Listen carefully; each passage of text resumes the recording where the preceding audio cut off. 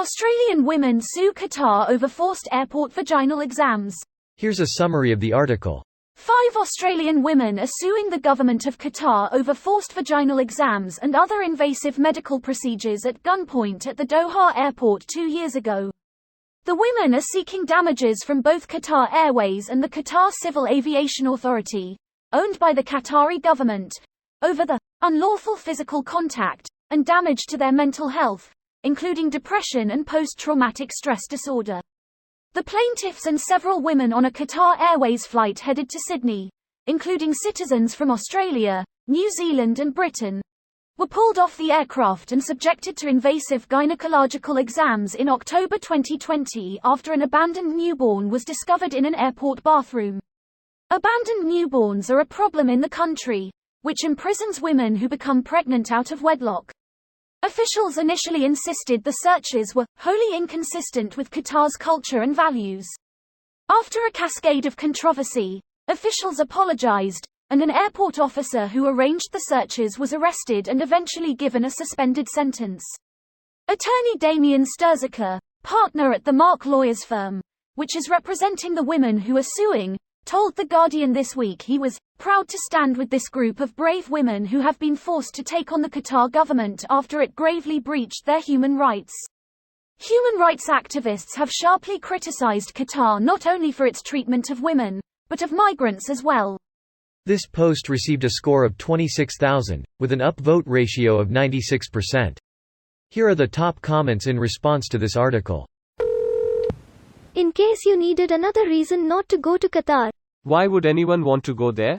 People are just attracted to the visual wealth of these sections of the Middle East and don't bother to spend 30 minutes simply Googling traveling to Qatar to see that it's a legitimate concern of being imprisoned for being found to engage in sex outside of marriage, among other things. You can keep the World Cup, and I'll keep my basic human rights. By supporting the Qatar WC, we're supporting crimes against humanity. The players would play a much more entertaining game in better weather. We can't even be bothered to be more convenient like that, let alone be bothered to stand up for our fellow human. That's how we work, apparently. Did the corruption piss you off? Yeah. Does the kidnapping of workers and their deaths piss you off? Hell yeah. And how about what Qatar does to women and humans in general, plus the horrible heat your team will struggle in? Yeah. Hell yeah. I'm fucking mad. Alright. We have claim. Let's just boycott it and they'll move it to Japan, Australia, or wherever else like we expected. Mayor. Which is more corrupt, Qatar or FIFA?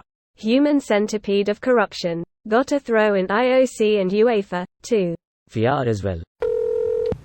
Officials initially insisted the searches were wholly inconsistent with Qatar's culture and values. After a cascade of controversy, officials apologized, and an airport officer who arranged the searches was arrested and eventually given a suspended sentence. Anyone else feel like the only reason they apologized and sentenced someone was because they got called out for it by another major country? The only reason they did this was because they wanted to make sure all the tourists and businesses flooding money into the country don't stop. Tourist places like Qatar are basically a four-class society. Finally have the elites who do whatever the fuck they want to do to anyone except the tourists. The tourists are a special class because they don't want word to get around that it's dangerous or bad to be a tourist. Maybe FIFA shouldn't have chosen a country like this to host the World Cup? Oh, I know why they chose this country. Money. Massive amounts of money. They also imported thousands of workers to build the stadiums, and rather than pay them, just deported them. I'll be boycotting this World Cup. Not to mention how many of those workers died in the process. Slaves, not workers. You should see how much slave labor many Middle Eastern countries still rely on. I'm honestly shocked it doesn't get talked about more. This video was automatically created by Reddit to speech. The article and comments in this video were selected from Reddit according to their upvotes, and any paraphrasing was performed by smmry.com, without any human intervention.